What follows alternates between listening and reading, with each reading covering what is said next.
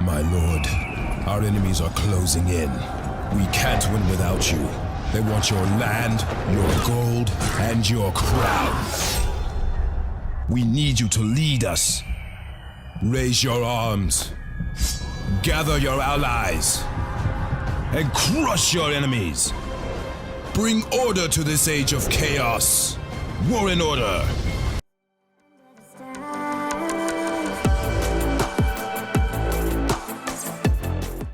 Hello everyone and welcome back to another video. My name is Eagle and in this video we have a new game for you guys. It is an RTS strategy game named War and Order. Now this is not a new game in the market. It's been out for a while, namely about 5 years right now. But this game is amazing. It's going really strong. The player base is massive, and so far there's so many new content that has been added to the game as well. And the devs also were very kind to also sponsor this video for you guys. So in the next period of time, we're going to be doing a lot of videos about this game because I've been playing it for a while, and to be fairly honest with you guys, I've been enjoying my time a lot.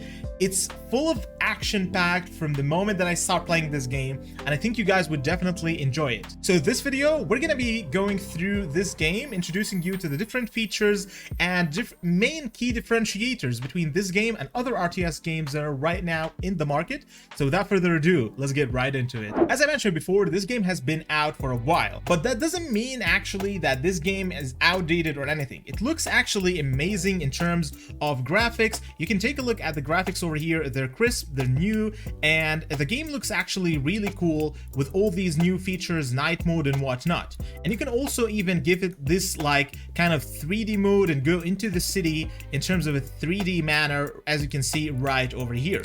So visually this game looks really good.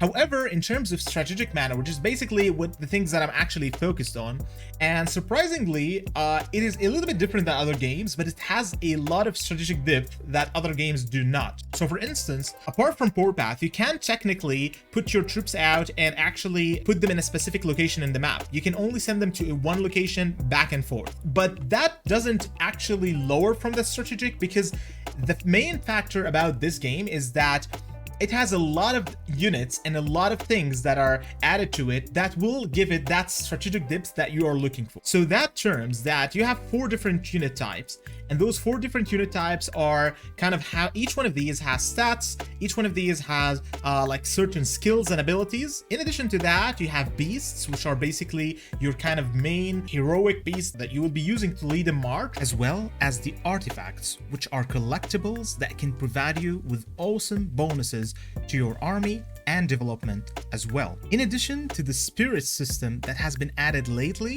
which will provide you some insane combat boosts too. You also have multiple other specific units like angels over here, or even defensive units like defensive golem. And all these unit types and all these different kind of ways that you can actually power up your army, all of this adds to the strategic factor that this game has to offer. In addition to that, it has even more depth by offering so much other things, like for example, items crafting or like equipment crafting, emblems crafting, which will also power you up.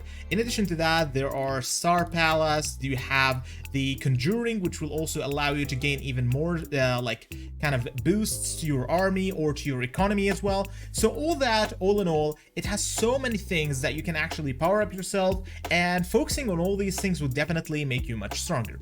It took me a while to actually get the hang of it and try to understand everything, but if you are already in the RTS region, then you will definitely be able to get the hang of this game much faster. And even that, I've actually been playing this game for like 2 good weeks right now. I still haven't unlocked some of the features that this game has to offer, like for this one over here, and even this one which unlocked at Castle 30. I think this one will take some time actually to reach Castle 30, but hey, I mean, overall this game has a lot to actually offer, and you will keep, while you're progressing through the game, you'll be unlocking new stuff, and actually you will never get bored because there's always something new to do within this game. Now let's talk about the game UI. As you can see right over here, we have 2 builders right now that are currently working, but there's also this specific menu over here that I specifically like, and you can see over here basically everything that you have currently within your castle. So you have your recruitment, research, marches, which basically we have 3 idle right now, so it's probably best to go gather or do something.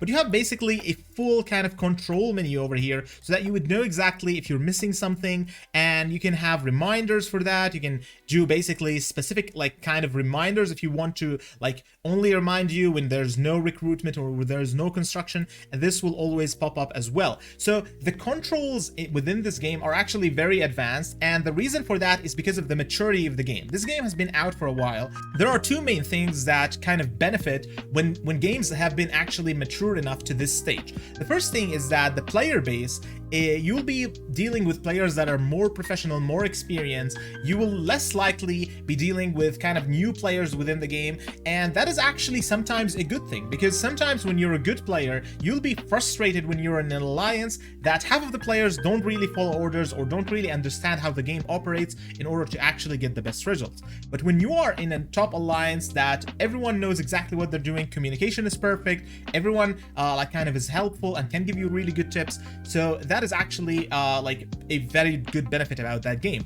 And the second thing is that the game has been out for a really long time, so the game developers themselves have got a lot of feedback from the players on how to enhance the game and reach it to a stage where the players are very satisfied with it. So that means that this game has reached a stage where the UI, development, and everything else well-rounded is very suitable for the player's satisfaction, and that reaches the highest level right now.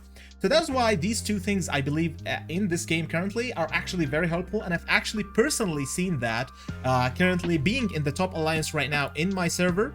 In addition to that, it was actually super like this alliance over here, they're extremely like organized. I've never seen anything like this actually. I'm right now over there, and what they're doing is actually they have multiple channels of communication. They have also external communication, Telegram, Discord.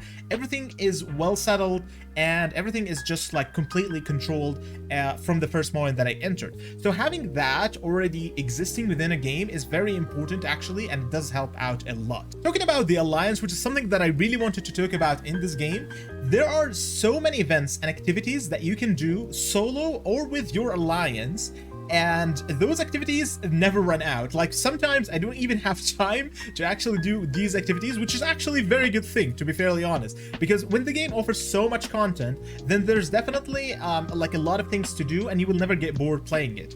Besides all the solo events that you can actually play, or the mini games that you can actually play, so for instance Army Assault, or this event over here which is Infinite Wars, there's a lot of events that are collaborative with your alliance. So for instance, you have Monster Swarm, which is right over here, that starts just tonight. You have also Fiend Trial, which is also a daily kind of event where you and your alliance deal damage to this kind of specific monster, and the higher the damage is, the more rewards that you will be able to gain. In addition to that, you have multiple alliance specific events, like rallying those big massive monsters that you see right in front of you. Like these massive monsters, there's also spawning from your alliance. That is currently an event that is running. I believe it's this one, Summoning Crystal. So currently I can summon like 16 of these massive monsters, and then I can rally them with my alliance members. And just look at this massive map right over here.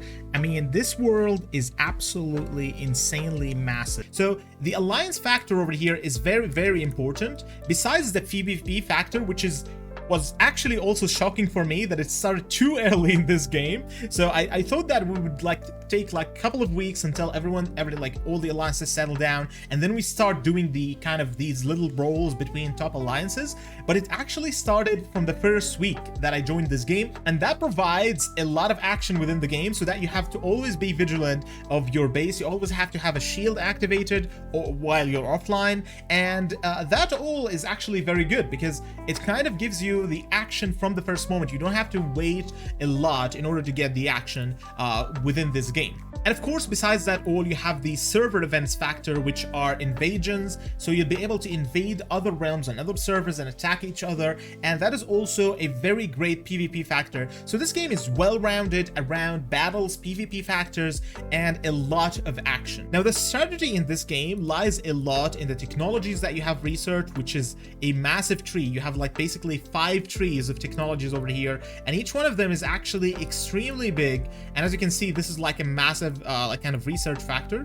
And in addition to that, you have the recruitment, which like are basically the units. Now over here we have multiple tiers of these units, and you can go all the way up to level 40 in terms of buildings, where you will be able to unlock the level I believe this is level tier that is 13, I believe, 13 units, tier 13 units. These are like super strong units that you'll be able to unlock once you reach that level. And of course, in each different unit type, you'll be able to get that level as well. Each one of these has different skills and different attributes, and the composition of these is what would decide the strategic factor that this game has to offer. So overall, with these events that are happening in daily basis with the Alliance, and in addition to all the kind of strategic factors, I think this game is definitely worth a shot. So hey, if you would like to give it a shot, make sure to download it from the download link below. It would definitely help me out and help the channel. And overall, hey, let me know in the comments how you find this game so far, if you have tried it before or you're looking forward to try it as well. If you want me to review more games or just basically focus more on the content that has actually been doing, don't worry, we'll be doing more like other games content, the current ones that we're actually playing, and of course War and Order content, which is a super amazing game, and we'll definitely be pumping a lot of videos about you guys for you guys in order to make sure that you guys are following up with these videos and ensure that you understand this game fully from the start. Besides all that, communication within this game is actually super easy. So as you can see, some of these chats are actually in Russian, and the moment that I click on them, they immediately all get translated to English, and that actually helps out a lot in communication. So it doesn't matter which language you speak, this game would definitely be able to be easily communicate with others because it will immediately be translated to whichever language that you are currently running the game on. So basically that was it for this video. I hope you guys did like it and you want to give this game a shot. If you did like this video, maybe throw us a like down there and consider subscribing to the channel for more content like this. Thank you so much for watching, and we will definitely see you on the next video. Bye bye.